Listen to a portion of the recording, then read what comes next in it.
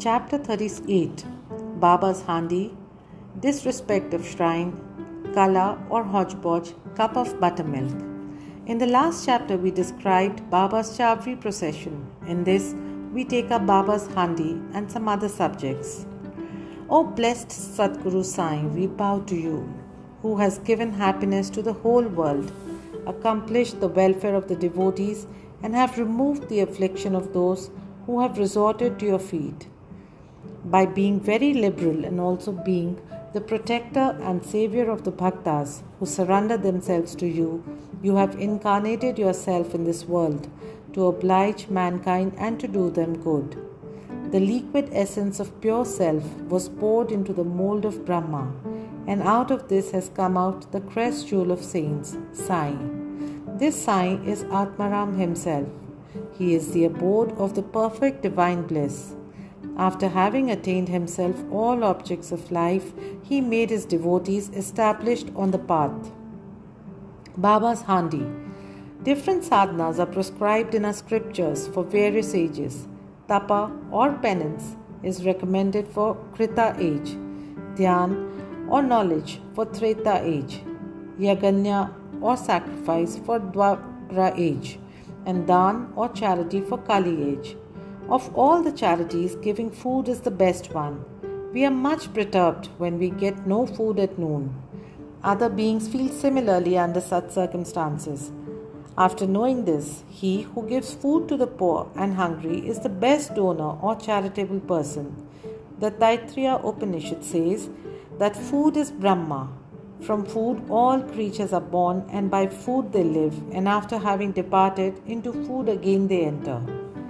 When an Atithi comes to our door at noon, it is our duty to welcome him by giving him food.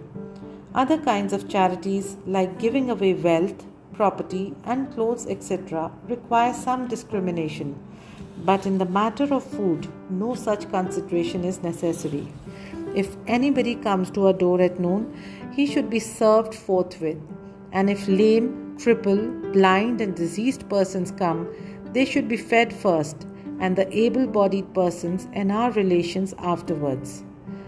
The merit of feeding the former is much greater than that of feeding the latter.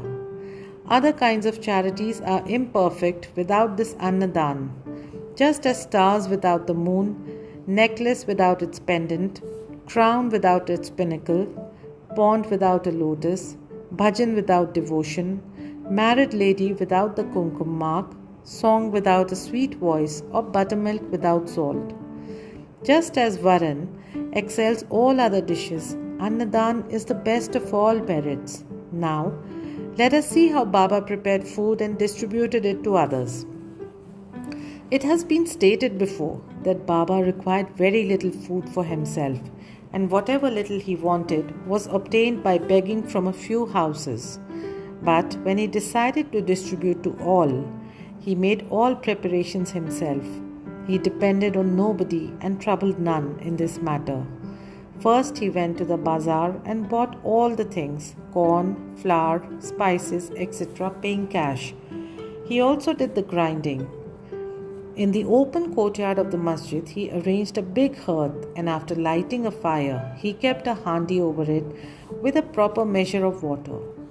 There were two kinds of handis, one small and the other big. The former provided food for 50 persons and the latter for 100. Sometimes he cooked meethe chawal and at other times biryani with meat. At times, in the boiling varan, he let in small balls of thick or flat bread of wheat flour. He grinded the spices on a stone slab and put the thin pulverized spices into the cooking pot. He took all pains to make the dishes very palatable. He prepared ambil by boiling jawari water in water, later mixing it to buttermilk, and then boiled both together. When the food he distributed this ambil to all alike. To see whether the food was properly cooked or not, Baba rolled up the sleeve of his kafni and put his bare arm in the boiling cauldron without fear, and churned the whole mass from side to side, up and down. There was no mark of burn on his arm, nor fear on his face. When the cooking was over, Baba got the pots in the masjid and had them duly consecrated by the Maulvi. First, he sent the food as prasad to Malsapati and Tatya Patil, and then he served the remaining contents with his own hand to all the poor and helpless people to their heart's content. Really blessed and fortunate must be those people who got food prepared by Baba and served by him. Somebody may raise a point here and ask, did Baba distribute vegetarian and non-vegetarian food as prasad to all his devotees? The answer is plain and simple. Those who were accustomed to non-vegetarian food were given non-vegetarian food from the handi as prasad, and those who were not so accustomed were given vegetarian meal. He never created in them any wish or desire to indulge in this food. There is a principle that when Guru himself gives anything as prasad, the disciple who thinks and doubts whether it is acceptable or otherwise goes to perdition. In order to see whether any disciple has imbibed this principle, Baba at times put them to test.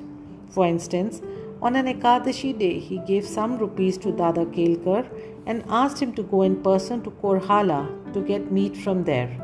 This Dada Kelkar was an orthodox Brahmin and adhered to all orthodox manners in his life.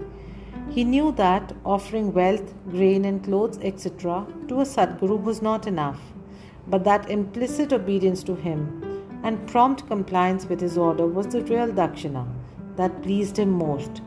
So Dada Kelkar dressed himself and started for the place. Then Baba called him back and said, "Don't go yourself, but send somebody." Then Dada sent his own servant Pandu for the purpose. When Baba saw him going, he asked Dada to call him back and cancel that program. On another occasion, Baba asked Dada just to see how the saltish biryani or the mutton dish was done. The latter replied casually that it was all right.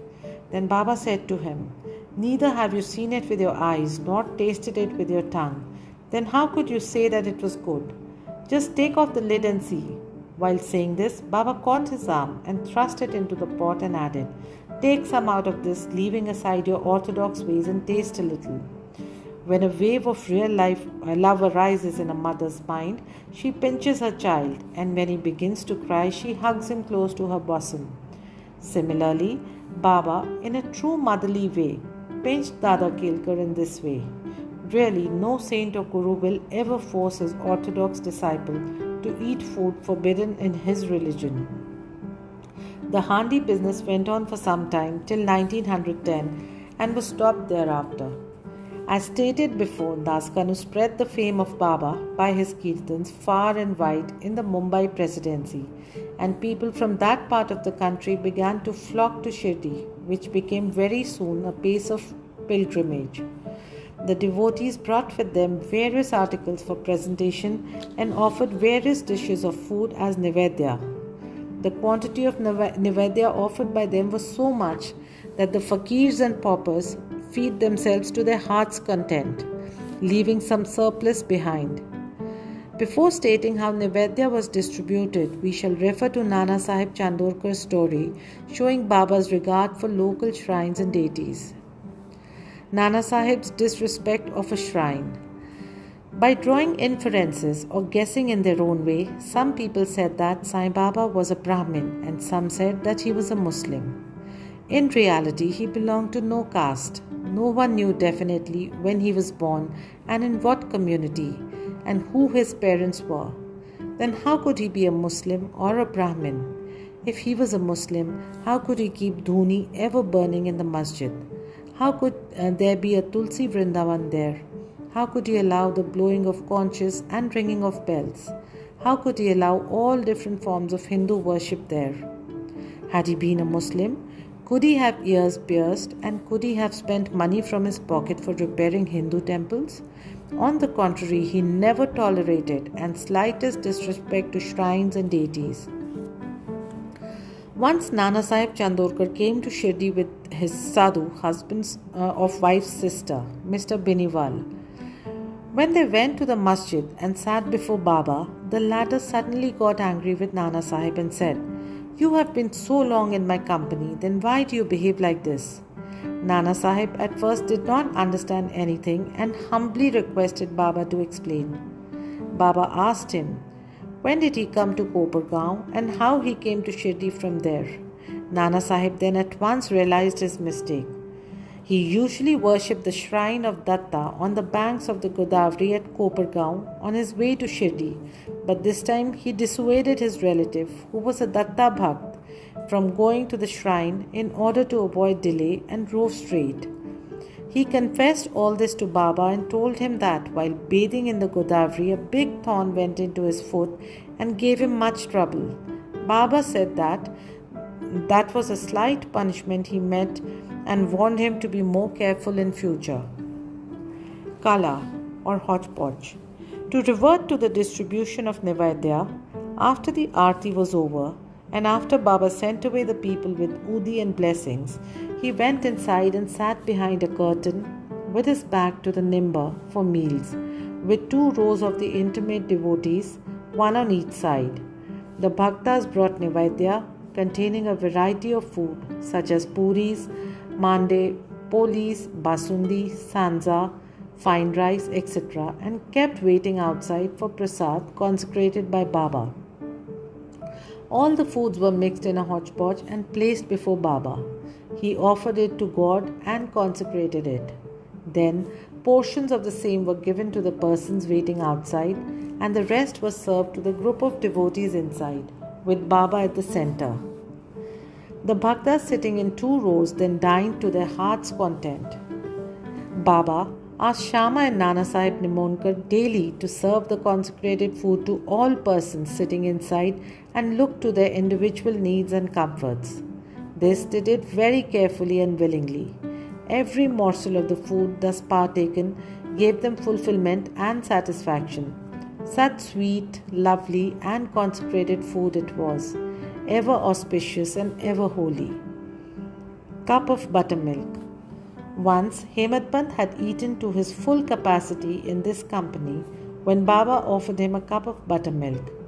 Its white appearance pleased him, but there was no space for it. He, however, took only a sip. On seeing this faltering attitude, Baba said, "Drink it all. You won't get any such opportunity hereafter." He drank it off then and found that Baba's words were prophetic, for he passed away after a brief period. Now, readers, we have certainly to thank Hemadpant. He drank the cup of buttermilk, but has supplied us with sufficient quantity of nectar in the form of Baba's Leelas. Let us drink this nectar to our heart's content and be satisfied and happy. Bow to Shri Sai, peace be to all.